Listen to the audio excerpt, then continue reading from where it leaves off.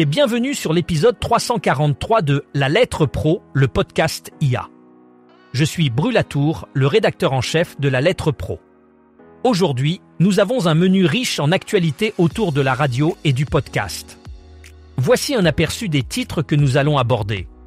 Triton Digital lance Ad Builder AI, une plateforme automatisée pour les annonceurs locaux.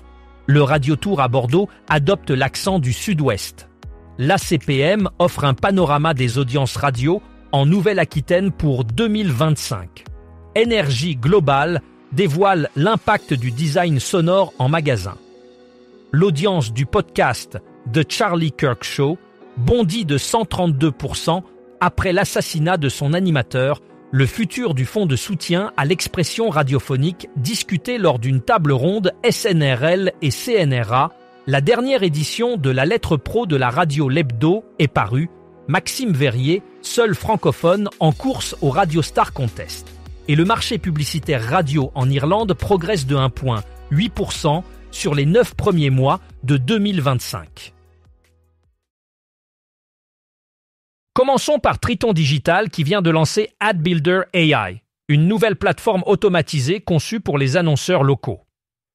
Cette innovation promet de révolutionner la manière dont les annonceurs gèrent leurs campagnes publicitaires.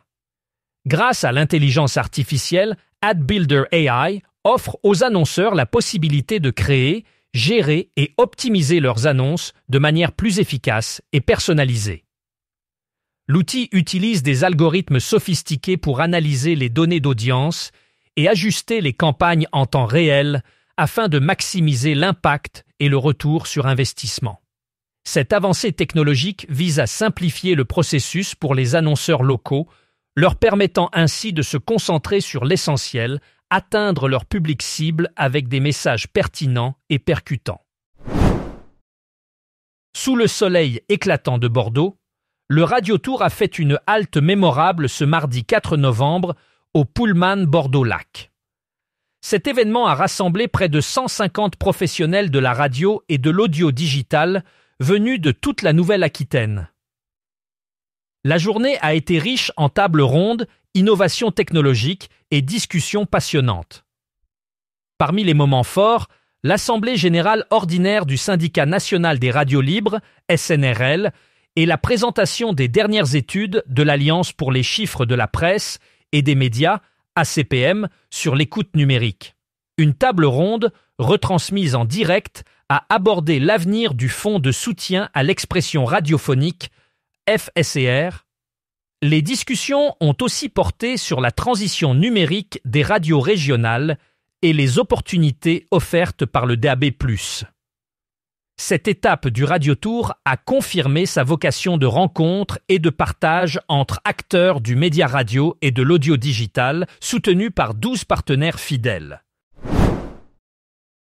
Aujourd'hui, concentrons-nous sur le panorama 2025 des audiences radio en Nouvelle-Aquitaine, dressé par l'Alliance pour les chiffres de la presse et des médias, ACPM. Présentée lors du Radiotour Bordeaux 2025, cette étude offre un aperçu détaillé des tendances d'écoute numérique dans la région. Sébastien Manachès, expert en la matière, a souligné l'importance croissante du numérique dans les habitudes d'écoute, avec une augmentation notable de l'engagement des auditeurs via les plateformes digitales. Les résultats révèlent que les radios régionales bénéficient d'une audience fidèle, stimulée par une programmation locale et diversifiée. De plus, l'étude met en lumière le rôle crucial du DAB+ dans l'élargissement de l'accès au contenu radiophonique. Cette avancée technologique permet aux stations de toucher un public plus large et de s'adapter aux nouvelles attentes des auditeurs, renforçant ainsi la position de la radio dans le paysage médiatique régional. Aujourd'hui, nous allons explorer une étude fascinante présentée par Énergie Global sur l'impact du design sonore en magasin. Cette étude met en lumière comment le son peut influencer l'expérience client et les comportements d'achat.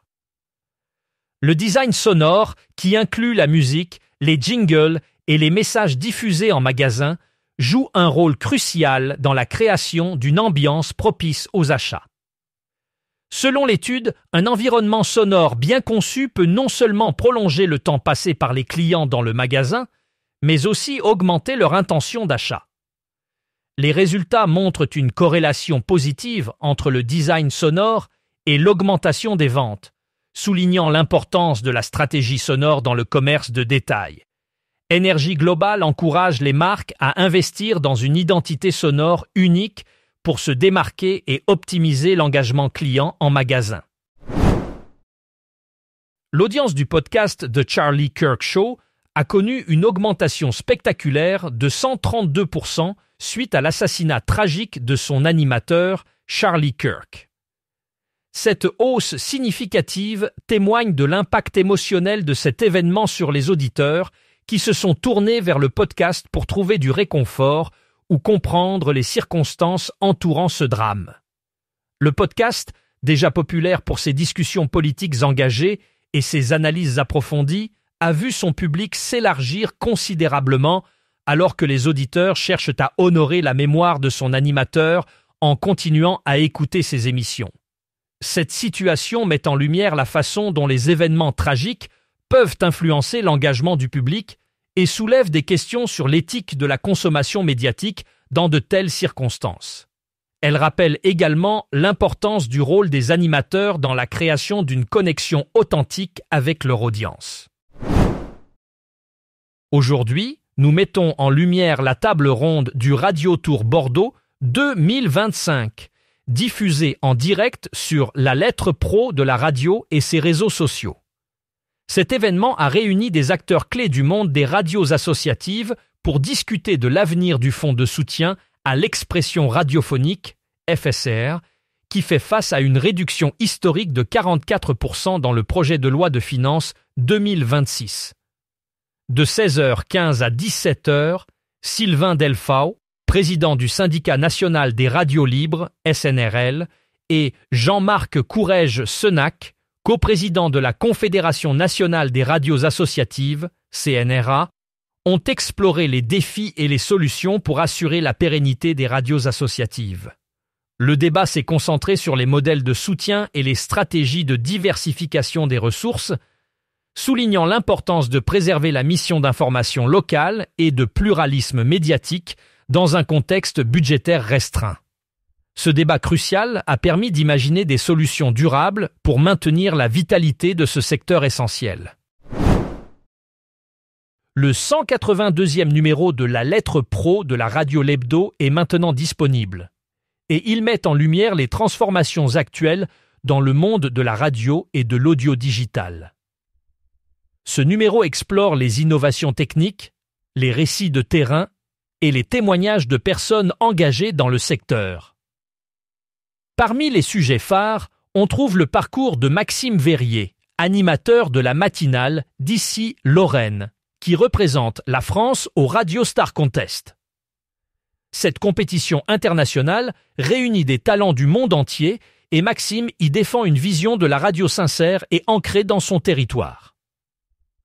Le numéro aborde également le déménagement de Fréquence Mutine à Brest, qui s'installe dans de nouveaux locaux éco-conçus, tout en préservant son esprit libre et créatif.